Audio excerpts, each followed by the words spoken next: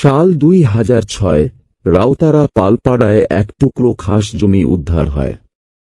সেই জমি দখলের উদ্দেশ্যে অনেকে ভিড় জমাতে শুরু করেন। এই জমি আমাদের দখলে, এই জমি আমাদের দখলে থাকবে না, এই জমি কিছুতেই আমরা আপনাদের দখলে দেব, আমরা আপনাদের দখলে দেব না। এই জমি আমাদেরই থাকবে, এখানে আমরা বড় ঠাকুরের মন্দির করব। এইভাবেই জেঠিমার দাবিকে মান্যতা দিয়ে সর্বসম্মতিক্রমে এই জমিতে বড় ঠাকুরের পুজো শুরু হয়। প্রথমে একটা ত্রিপল টাঙিয়ে সামান্য ব্যবস্থাপনায় প্রতি শনিবার শুরু হয় শ্রী শ্রী গ্রহরাজের আরাধনা। এরপর পাড়ার বয়স জ্যেষ্ঠদের উদ্যোগে ত্রিপল সরে গিয়ে টিনের ছাউনি তৈরি হয়। তার 2 বছর পর 2008 সালে ইটের দেওয়াল তুলে ছোট করে মন্দির নির্মাণ হয় এবং সেখানেই এযাবৎকাল শ্রী শ্রী গ্রহরাজের আরাধনা হয়ে আসছে। এমতো অবস্থায় 2023 সালে শ্রী শ্রী গ্রহরাজ মন্দির নবনির্মাণের পরিকল্পনা গ্রহণ করা হয়। সেই পরিকল্পনা অনুযায়ী 2023 সালের 17 ডিসেম্বর মন্দির নবনির্মাণের কাজ আরম্ভ হয়। পাড়ার সকলের সহযোগিতা ও ঐকান্তিক প্রচেষ্টায় সুপরিকল্পিতভাবে উপাসনালয় সহ গর্ভগৃহ নির্মাণ কাজ সম্পন্ন হয়েছে এবং গর্ভগৃহে পাথরের মূর্তি স্থাপন করা হয়েছে। আসুন এবার মন্দির নির্মাণ সম্পর্কে কিছু কথা শোনা যাক। শুনেছি এই মন্দির প্রতিষ্ঠার ক্ষেত্রে আপনার কিছু গুরুত্বপূর্ণ ভূমিকা রয়েছে, এই বিষয়ে আপনি কিছু বলুন। এখন এই মন্দিরটা এরকম হয়েছে দেখে সবাই আনন্দিত হয়েছে, আমিও খুব আনন্দিত। কিন্তু মন্দিরটা এইরকম ছিল না।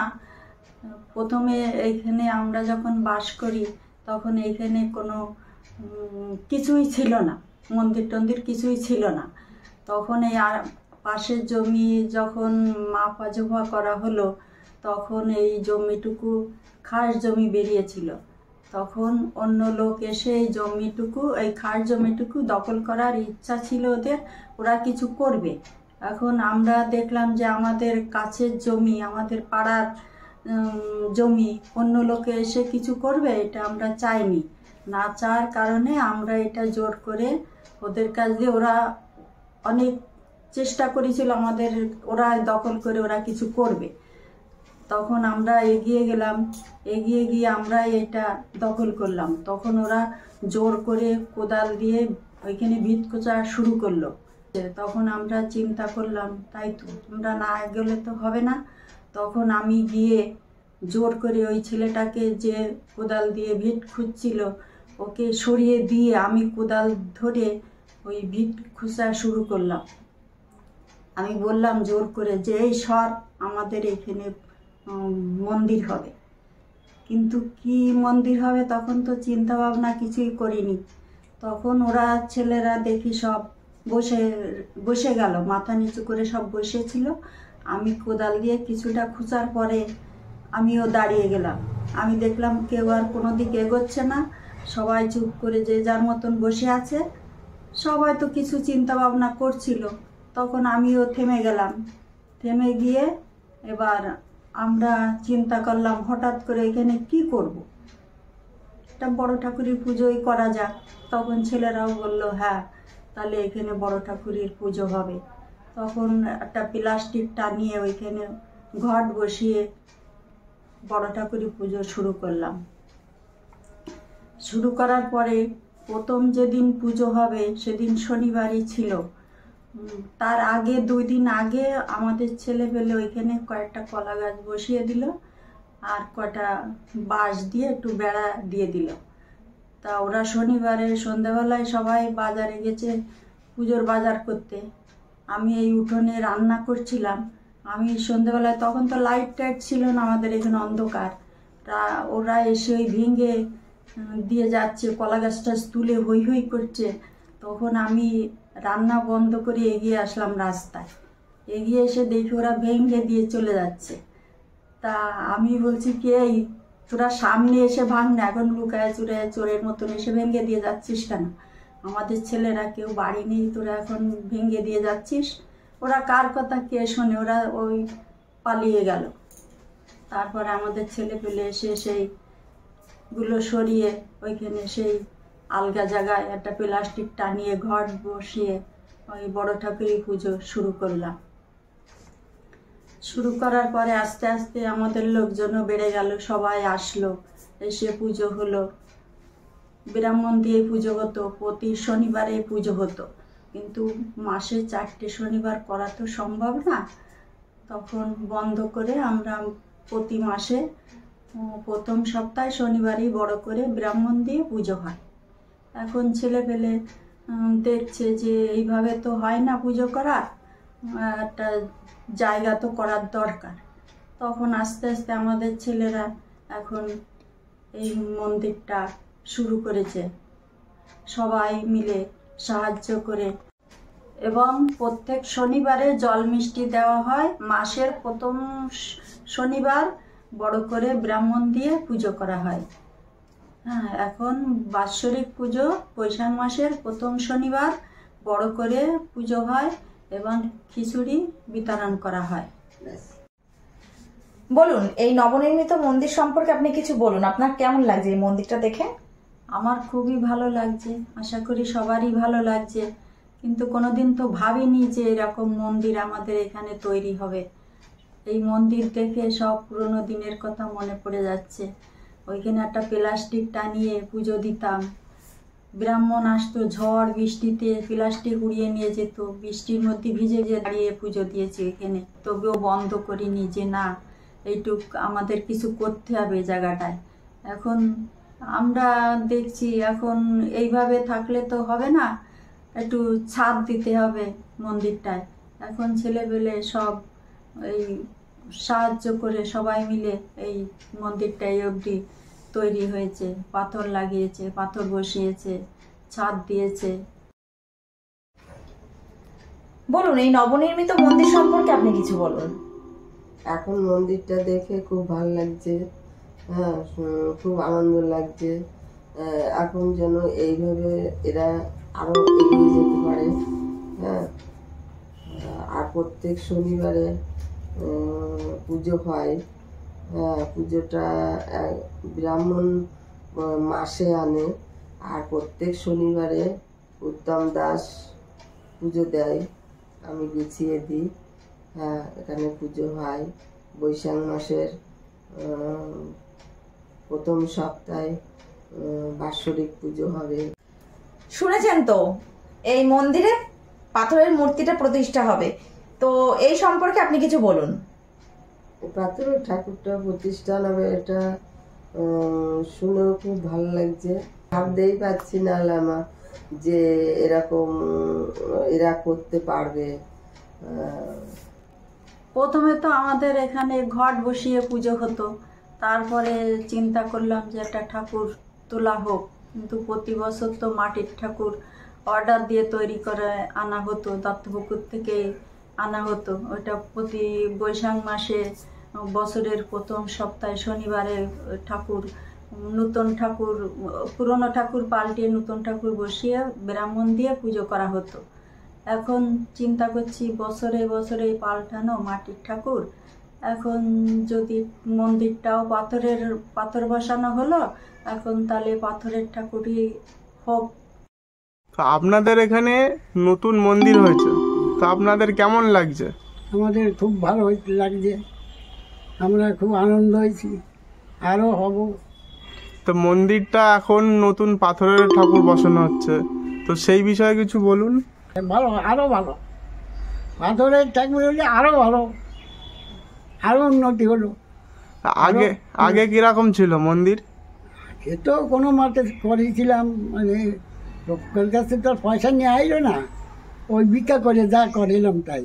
ফের পাড়াকের কাছে 1 পয়সা চাইলাম না, হ্যাঁ, সব ভিক্ষা করে আনিলাম। তা এই হচ্ছে ঘটনা। আগের কথা ছাড়িয়ে দাও, আগে তো ও যা খাওয়া এই পর্যন্ত। এখন তোমরা করতেছ করো, আরও আমি দেখে যেতে পারি, যা যে কয়দিন আসি দেখে। হুম, আচ্ছা, ধন্যবাদ। ধন্যবাদ। আপনাদের তো নতুন মন্দির উদ্বোধন হয়েছে, তো আপনার কেমন লাগছে? খুব ভালো লাগছে। আগে তো টিনের মন্দির ছিল, সেই টিনের মন্দিরটা ঠাকুরের কৃপায় ফাঁকা হয়েছে, দালান হয়েছে, খুব ভালো হয়েছে। মন্দির পাথরের মূর্তিটাও খুব ভালো হয়েছে। তো মূর্তিটা দেখেছেন আপনি? হ্যাঁ দেখেছি, খুব সুন্দর হয়েছে। ধন্যবাদ। আপনাদের এখানে নতুন মন্দির হচ্ছে, তো আপনাদের কেমন লাগছে? আমাদের খুব ভালো লাগতেছে, আরো সুন্দর হোক। আর পাথরের মূর্তি বসেছে? হ্যাঁ, মূর্তিটা ভালো হোক, আরো লোকজন আরো বেশি আসুক। আচ্ছা, তাতে খুব আনন্দ হবে লোকের, আমাদেরও আনন্দ। আচ্ছা, ধন্যবাদ। আর নতুন মন্দির উদ্বোধন হচ্ছে, তো আপনার কেমন লাগছে সেই বিষয়ে কিছু বলুন। ভালো লাগছে, পাড়ায় একটা নতুন মন্দির হচ্ছে এতদিন বাদে। এতদিন তো ছিল মন্দির, সেই অনুপাতে এখন পাকাপোক্ত হয়েছে, দেখতে সুন্দর হয়েছে, এটাই একটা ভালো জিনিস। আগে বৃষ্টি হলে সমস্যা হতো, জলে ভিজে যেত, হ্যাঁ, এখন সেই সমস্যাটা থাকবে না। প্রতি মাসে ব্রাহ্মণ দিয়ে পুজো হয়, আর বাকিটা আমি সপ্তাহে সপ্তাহে ঠাকুরের নাম নিয়ে জল বৃষ্টি দেই। শুনেছি পাথরের ঠাকুর আনছে এরা। পাথরের ঠাকুর হয়েছে, এটাও একদম একটা খুব ভালো কাজ হয়েছে, কেননা প্রতিবার ঠাকুর পাল্টাতে হবে না, হ্যাঁ, আর খুব ভালো হয়েছে, একটা দীর্ঘস্থায়ী একটা জিনিস হয়েছে। আপনাদের এখানে তো নতুন মন্দির উদ্বোধন হচ্ছে, তো আপনাদের কেমন লাগছে? ভালো লাগছে, হ্যাঁ, খুব কঠিন পরিশ্রমের পরে এই যে মন্দির শুরু হয়েছিল, সে প্রথম থেকেই মানে তাঁবু ত্রিপলের উপর, ত্রিপলের নিচে ছিল ঠাকুর, এখন তারপরে আস্তে আস্তে টিনের চালা হলো, এখন পূর্ণাঙ্গ রূপ নিয়েছে মন্দিরের। এটাই আমাদের কাছে খুব আনন্দের এবং গর্বের। আর এর পেছনে আমাদের ছোট ছোট ছেলেরা যারা এর পেছনে অক্লান্ত রাত দিন পরিশ্রমও করছে, এটাকেও আমরা সাধুবাদ জানাচ্ছি। আর এদের ঐকান্তিক চেষ্টায় মূলত মন্দিরটা তৈরি হলো। আপনাদের এখানে তো শুনছি পাথরের মূর্তি হয়েছে, আপনারা কি দেখেছেন? কেমন হয়েছে সেটা? পাথরের মূর্তি খুব সুন্দর হয়েছে, এবং ওটা স্থাপন করলে আরও সুন্দর লাগবে, মন্দিরটা পুরো ভরাট হয়ে যাবে। আর এই যে পাথরের মূর্তি, এ আমাদের মানে কল্পনাতীত হলো কাজটা, আমরা আশাও করিনি যে পাথরের মূর্তি বসবে, সবই ঠাকুরের অশেষ কৃপায়। আর আমাদের এই ছোট ছোট যারা সদস্য আছে গ্রামবাসী, তারা তাদের ঐকান্তিক চেষ্টায় এটা সর্বাঙ্গীন রূপ পেয়েছে। আপনার কেমন লাগছে? আমার খুব ভালো লেগেছে। প্রথম অবস্থায় আমাদের এটা তাঁবু বা বাঁশের ছিল, তারপরে এটা আস্তে আস্তে টিনের হয়েছিল, তারপরে আমাদের এটাকে আস্তে আস্তে আমরা ইটের এবং আমরা পাকায় পরিণত করেছি, এবং এটাকে দেখতে খুব সুন্দর, এবং ভেতরে আমরা পাথর বসিয়েছি, পাথরের মূর্তি এবং পাথর বসিয়েছি এবং পাথরের মূর্তি এটা স্থাপন করা হবে। আচ্ছা, ধন্যবাদ। আপনাদের এখানে নতুন মন্দির প্রতিষ্ঠা হচ্ছে, তো আপনাদের এই ব্যাপারে কি রায় আছে? আমাদের এখানে নতুন মন্দির প্রতিষ্ঠা হচ্ছে, তো খুব ভালো লাগছে, ভীষণ মানে ভাবিনি কখনো যে এত সুন্দর মন্দির হবে, এইখানে যে এসে পৌঁছাবে আমি স্বপ্নেও ভাবতে পারিনি। একটা দিন ছিল যখন টিনের চাল ছিল, বৃষ্টি হতো, ঝড় হতো, তখন তো ভয় লাগতো, মনে হয় পুজোটাই আজকে হবে না, বন্ধ হয়ে যাবে। সেই স্বপ্নটা আজকে আমাদের পূরণ হলো, আমরা তো ভীষণ খুশি, আমি তো ভীষণ খুশি। আপনার কেমন লাগছে? আমরা তো ভাবতেই পারিনি আমাদের মন্দিরটা যে এইরকম তৈরি হবে, কখন আমরা আশাই করতে পারিনি আমাদের মন্দিরটা এরকম হবে এবং এই জায়গায় গিয়ে আজকের দিনে দাঁড়াবে। প্রথম টিনের ছাউনি, সেই থেকে ছাদ দেওয়ার পরিকল্পনা হলো এবং সেখান থেকে আমাদের পাথর দিয়ে মন্দিরটা সম্পূর্ণভাবে তৈরি করা হয়েছে। এটা দেখে এতটাই আনন্দিত হচ্ছি যে কথা বলার মতন কোনো ভাষাই আমার কাছে নেই, ভীষণ ভালো লাগছে, আর কিছু বলতে পারবো না। আপনাদের এখানে তো নতুন পাথরের মূর্তি হয়েছে, তো আপনাদের কেমন লাগছে সেই বিষয়ে? হ্যাঁ, সেটাও ভীষণ ভালো একটা বিষয়।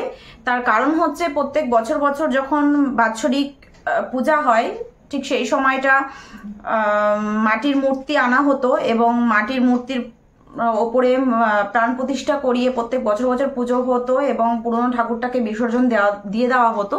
তো সেখানে যখন পাথরেরই মন্দির তৈরি হচ্ছে, তো সেখানে পাথরের মূর্তিটা ভীষণ একটা ভালো ব্যাপার আমাদের কাছে, যে পাথরের মূর্তি হচ্ছে এবং বছর বছর সেটাকে বিসর্জন দিতে হবে না এবং নতুন করে প্রতিষ্ঠানও করতে হবে না। এই মন্দিরের সঙ্গে সঙ্গেই প্রাণ প্রতিষ্ঠা হয়ে যাবে এবং এটাতেই আমরা পুজো করতে পারবো। এটা জেনেই আমার ভীষণ ভালো লাগছে, আমরা খুব আনন্দিত। আপনার কেমন লাগছে? আমার তো স্বপ্ন, আমি কখনো ভাবতেই পারিনি যে পাথরের মূর্তি আসবে আমাদের মন্দিরে, কারণ মাটির মূর্তি আনতেই আমাদের খুব কষ্ট হতো, সেইখানে পাথরের মূর্তি আসছে, এর মতন আনন্দ আর কোথাও নেই। ভীষণ খুশি।